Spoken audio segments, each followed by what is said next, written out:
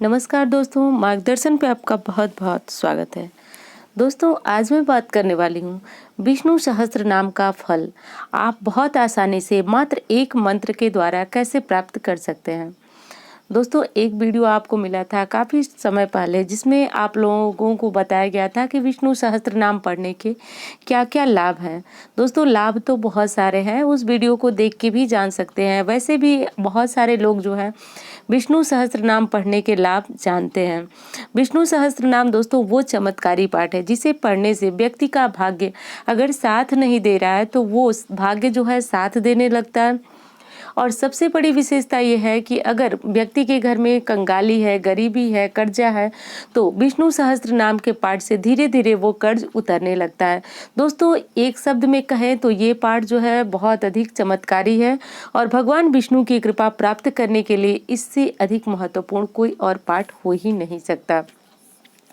अब दोस्तों, इस पाठ की जो शुरुआत थी वो कहाँ से हुई, तो दोस्तों शास्त्र में ये बताया गया है कि महाभारत के समय जो भीष्म पितामह थे, आप लोग भी उनका नाम अवश्य जानते होंगे। तो भीष्म पितामह जब मृत्यु शैया पे लेटे हुए थे, जैसा कि हम सभी जानते हैं कि भीष्म पितामह को इच्छा मृत्यु का वरदान था, यानी जब उनकी इच्छा होगी तो वो अपनी इच्छा से ही अपने शरीर को, प्राण को त्यागेंगे।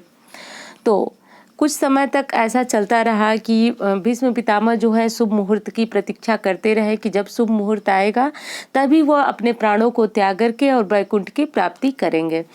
तब तक दोस्तों युधिष्ठिर जो थे भीष्म पितामह के पास गए और उन्होंने पूछा कि हे पितामह भीष्म, हम मनुष्यों के कल्याण के लिए हमें क्या करना चाहिए जिससे हमारी गति सुधर जाए, हमारा कल्याण हो सके।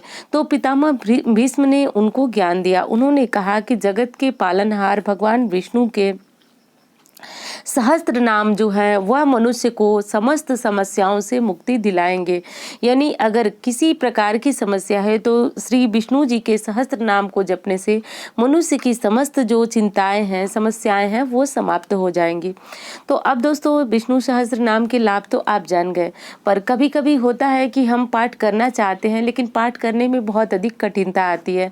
जैसा कि अगर उस वीडियो के नीचे अगर आप कमेंट चेक करेंगे तो बहुत सारे ऐसे इच्छुक लोग हैं जो पाठ तो करना चाहते हैं परंतु पाठ उनसे हो नहीं पाता, उनको काफ़ी कठिन लगता है, संस्कृत उन्हें नहीं आती है। दूसरी ये चीज़ है कि करना चाहते हैं और समय की कमी है। तो दोस्तों, समय की कमी है तो उस स्थिति में भी चाहते हुए भी हम पूजा पाठ नहीं कर पाते क्योंकि समय से हमको अपने काम और निपटाना होता है और उस स्थिति में हम पूजा पाठ नहीं कर पाते हैं। तो अब एक बहुत आसान सा जो मंत्र है वो मंत्र आपको सिर्फ विष्णु सहस्त्र नाम पाठ करने का लाभ दिलाएगा।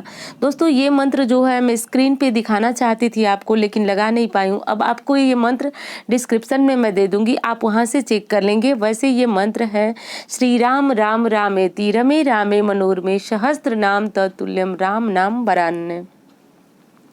दोस्तों, इस मंत्र को आप चलते फिरते मौखिक जाप कर सकते हैं, मौखिक जाप कर सकते हैं या फिर होठ हिला करके भी इस मंत्र को जाप कर सकते हैं, जप सकते हैं।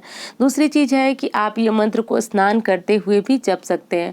अब जपने से, अब जब शास्त्र में बताया गया है कि सहस्त्रों नाम का फल जो है वह सिर्फ एक मंत्र को जपने से मिल जाता है। एक बार फिर सुन लीजिए इस मंत्र को। श्री राम राम रामेति रमे रामे मनोरमे सहस्त्र नाम तत्तुल्यम राम नाम वरानने।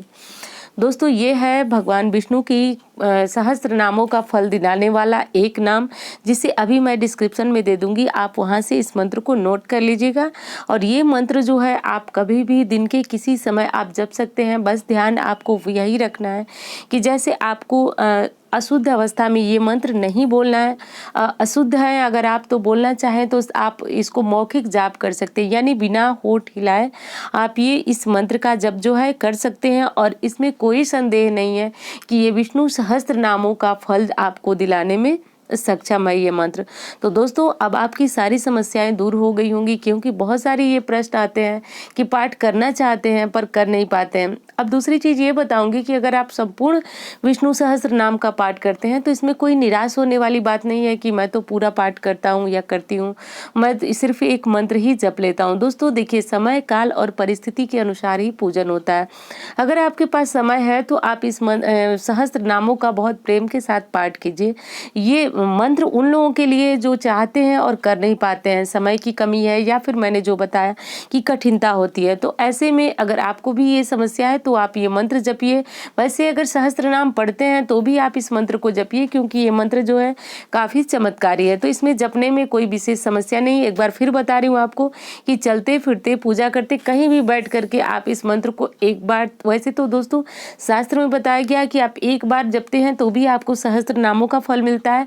वैसे मैं कहूँगी कि आप जितनी बार जप सकते हैं बिना किसी गिनती के आप जपिए, आपको जरूर सहस्त्र नाम का लाभ मिलेगा। उम्मीद करती हूँ जानकारी आपके लिए बहुत महत्वपूर्ण होगी। मिलती हूँ इसी तरह की जानकारी के साथ। धन्यवाद।